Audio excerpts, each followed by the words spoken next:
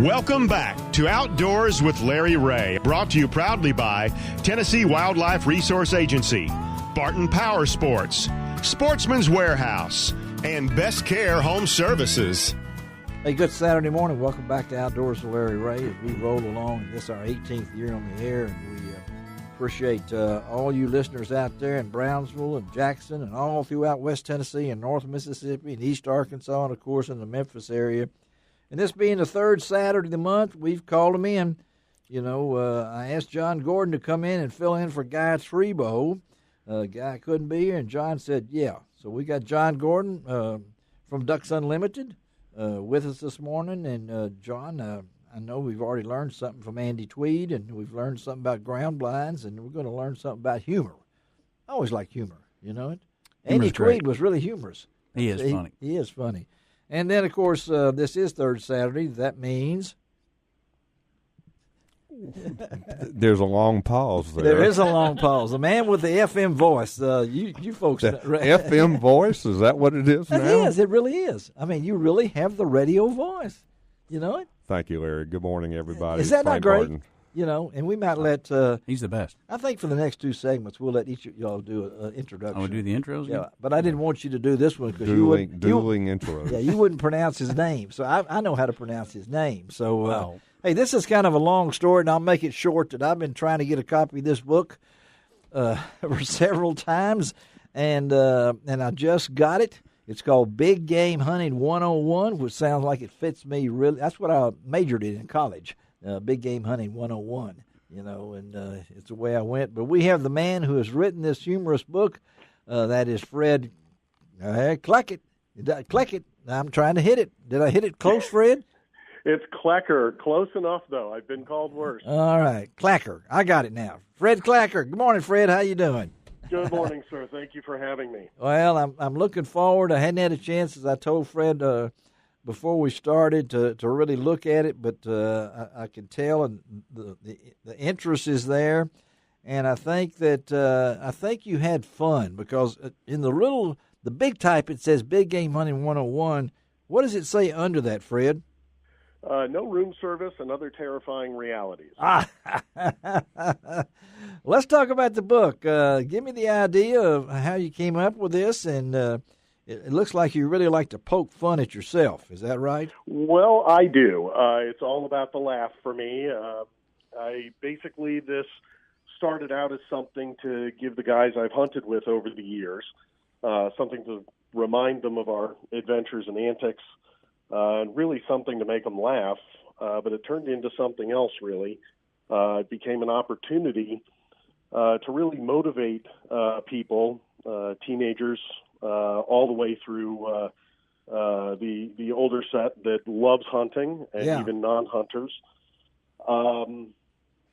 Really wanted to motivate them to put their devices down and get off the couch and go have some experiences of their own in the great outdoors. Uh-huh. And so it was a chance to highlight the importance of safe, ethical, and responsible hunting, and maybe change the perspectives of some people who think hunting is just about the kill. Well, you broke it down. I love the chapters. Was it easy to write, and was it hard to finish? Actually, not at all. I really didn't think that I had the focus to write a book. And it turns out after talking to a friend of mine and getting a little bit of encouragement from someone who's already written one, I sat down and knocked it out in about 30 days. Oh, man. I've got to if you don't think it's humorous, even this thing about Fred, born and raised with privilege in St. Louis, and graduated from Kansas University with a degree in psychology and a minor concentration in English. After establishing that 7 years of postgraduate schooling to become a therapist was a terrifying proposition. He fled academia in search of fun, and I think you found it in this book. So I have, sir. So tell me, what's the reaction been? Did you get clearance to do something? Because I look on here, and I just now got this book, folks, and so I know it's kind of hard. All accounts in this book are certified to be almost entirely truthful. That is correct. We've changed the names to protect the people that need protecting, which is people that did really stupid things. But doesn't mean I can't write about them as long as I change their name and try to save them from public ridicule. Well, it sounds like you love the outdoors. Well, I do. Oddly enough, I came to it very late. Talk about that, because I think that's part of the story here. So indeed, as the title suggests, 101.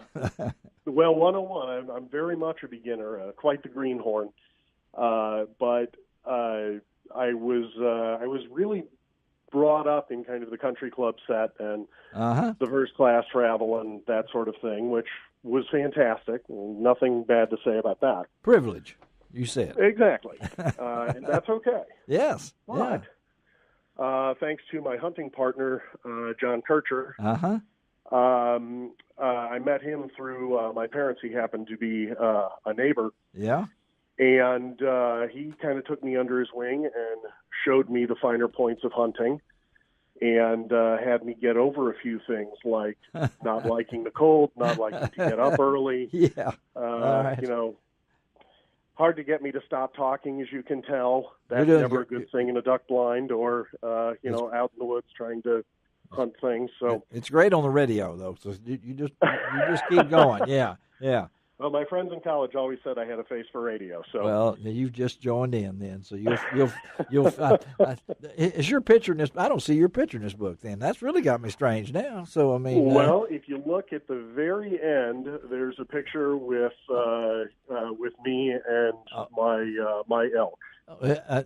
Your elk. Okay, I hadn't got to the end, but you did save it for the end. So talk about putting this thing together. Did it just flow, or did you? And how long did it take you to write it? It was only about 30 days. 30 days? Come on! Once I got going, you couldn't stop me. It was really just so much fun to write. And even though it happened back in the 3 hunts that I'm talking about, yeah, 3, yeah, they were such an incredible experience. All the stories just came flooding back. So it was very easy for me to put that all together because I've really been talking about these hunts for 15 years at that point. And so it's very easy just to start putting the stories on paper. Well, I think when you look at it, and folks, when you have a chance to read this, Big Game Hunting 101, No Room Service and Other Terrifying Realities, $16.99 from Fred Kloecker. And you can go, Fred, how does someone get a copy of the book? Just log on to www.e3outdoors.com, and you can purchase the book there for $16.99. No problem. Fred, thank you, buddy. I'm going to read it. I see the elk now. Yeah, okay. The elk is on the left, right? I want to make sure that correct. Fred. Okay, that's correct. Thank you for clarifying that. Yeah. I wrote a story one time in our newspaper here, and I had a guy and his dog, and they said Lorenzo, the dog, on left. Yep. So I always have to be sure I don't get that wrong. Fred, thank you, buddy. We'll talk to you down the line. I look forward to reading it. All right? Thank you. Perfect. It was a pleasure. All Have right. a wonderful Good day. morning to Thank you. All right. Okay, Fred Kloecker. I got the name. Kloecker. And wrote it in 30 days. Good luck on that. That's amazing. Oh, man. All right, so Frank now. All right, now, so we're talking, that Frank is over there. You pointed the right place. So you're just getting settled in Marion. Everything's going fine. We're not really. We're in the process of settling. So you haven't opened the store Marion yet. Well, no. If somebody walks in, You'll find, help them. We'll find what they need. This is a big move. I mean, this is a. Yeah, it's been. You've moved before. It's been a challenge. It has been. We didn't have as much stuff to move the last time. Yeah, well, that's true. Yeah, but so it will be the same. You'll have your slingshots, Polaris. No, and anything. We will be doing what? The Kubota. Kubota. Okay, Yeah, you're moving your Kubota. We'll be okay. doing. We'll be doing Kubota, and we will be repairing ATVs. Okay. We will not be selling ATVs at this new location. You won't be selling, but you'll be repairing, and you'll keep Kubota then. That is correct. How much difficulty is the move as far as taking all those Kubotas that you have? How do you? And this is just a dumb question, but I just wondered, when you make a move like this, you must have 30 Kubotas out there. Maybe, I don't know. You just put them in the back of a... One at a time. One at a time. Your question is, how do you get them moved? Yeah. One at a time. Really? Yeah. You just lots of back and forth, and load them on a trailer and take them up and unload them and come back and do it again. So you won't have any slingshots or anything. This will be a repair. We haven't sold slingshots out of the West Memphis store in a couple of years. Okay. You do sell them out of Jonesboro? Out of Jonesboro. And Jonesboro and Memphis. But when we opened up the Memphis store, we transitioned all of the motorcycles. The slingshots and the Indian motorcycles. All of that over to Memphis on Mount Moriah. Okay. You got anything going on as far as rides or anything? Today okay. we have the Swap Your Swag event. Swap your swag event. Good for you to say. It goes something like that. That is a radio voice. Yeah, easy for me. How about trying that? So easy.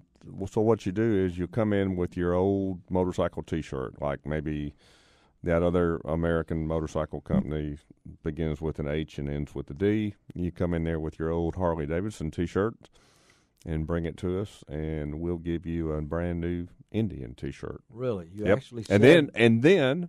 While you're there, you can watch us. We're going to cut up your Harley Davidson T-shirt, and we're going to stuff it, and we're going to make pillows out of them, and give them to Lavonder and St. Jude patients. Way to go! Yeah, we got folks out there. We're going to be doing that during the day. Is that not a cool thing? It's assuming that my wife shows up because she committed to doing it. Oh, all right. Does she ever listen? With a friend? Yeah. Does she ever listen to this show? Make sure she listens. Sometimes she might be listening on the way in this morning. Lynn, come on in. He needs help. Okay, all right. Let's take a break. Come right back, and I'm really looking forward to this next gentleman to see about. He is the new USA Archery Paralympic head coach out of Colorado Springs, and I don't even know if he can get cell phone service out there after the cyclone bomb hit that area. That's amazing how much snow they got out there. We're going to be right back on Outdoors with Larry Ray.